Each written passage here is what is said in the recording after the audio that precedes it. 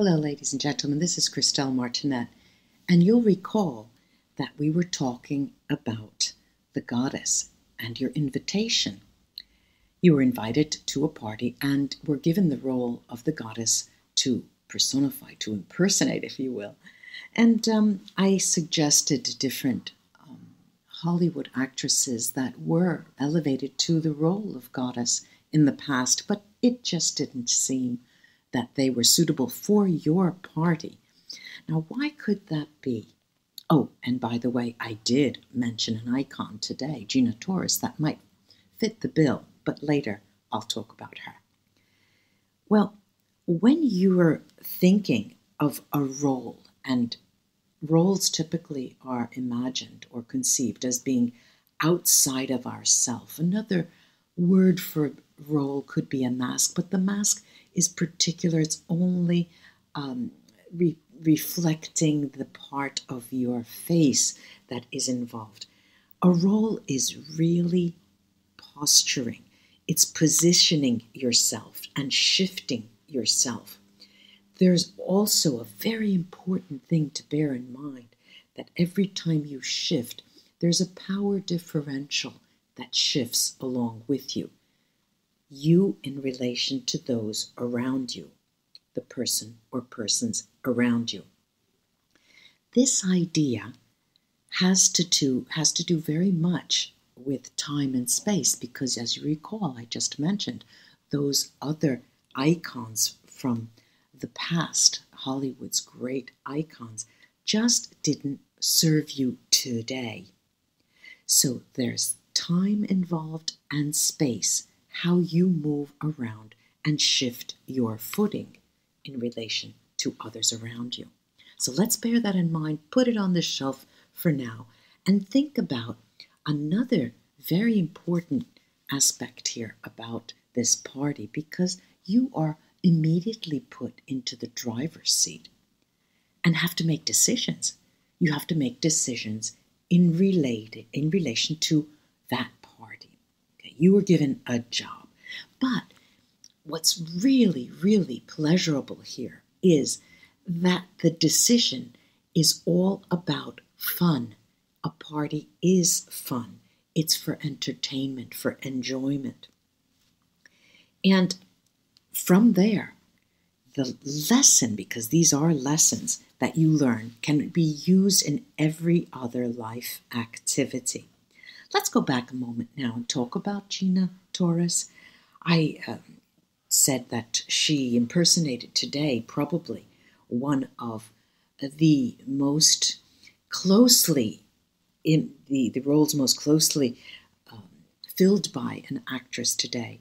And you find, if you scour the internet, you'll find some kind of articles that talk about this or that mention the word goddess next to her name. And as I just said, all of the images of the goddess were passé. Now, this brings up a really important idea for you.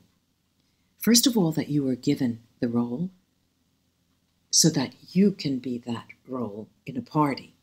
So right away you're thinking, well, it's not a job, I'm not working, I'm not at the supermarket, this is fun, so it's really not real, is it? Now, this reality check is, and ask yourself, why are reality shows so popular? This reality check is common, and what makes it real for you is that it's part of a network. That means that at the party there will be other people. There'll be people you know. There'll be people you don't know. You will be making an impression. They will be making an impression on you. In our mind's eye, I'll say that again. In our mind's eye, goddesses are real. We know what they look like. We know what they feel like. We know what they smell like. We know how they are dressed. But remember those issues of time and space. We're in a different time now. And what is interesting about Gina Torres is she has the quality of what we might and I would like to define her as a science fiction goddess. So, in terms of time and space, what does that mean? You're standing in your bedroom, in front of your closet, thinking about what to wear for this party. And on the one hand, you see all of these goddesses of the past seem like from ancient time in your mind. And on the other hand, you see this role model, Gina Taurus, as potentially meaning something out of the future, science fiction goddess. And you think to yourself, oh dear, that doesn't help me, does it? What am I going to do today? And that is the true conundrum. That really is the true conundrum. So what about today? Let's talk about today. I also mentioned in my last podcast, Goddess on the Wall. I did mention that Gina Taurus was featured in the movie Cleopatra way back when. She was also Pearson in Suits and Pearson in Pearson, the two TV series, Jessica Pearson. And what's important to remember, and I invited you to think about, is that there was a way that she actually strutted her stuff. There was a way she dressed. The way she dressed down when we see her in shots with her boyfriend. She takes her heels off, and that is a moment that I'll never forget. I'll never forget when I watched that.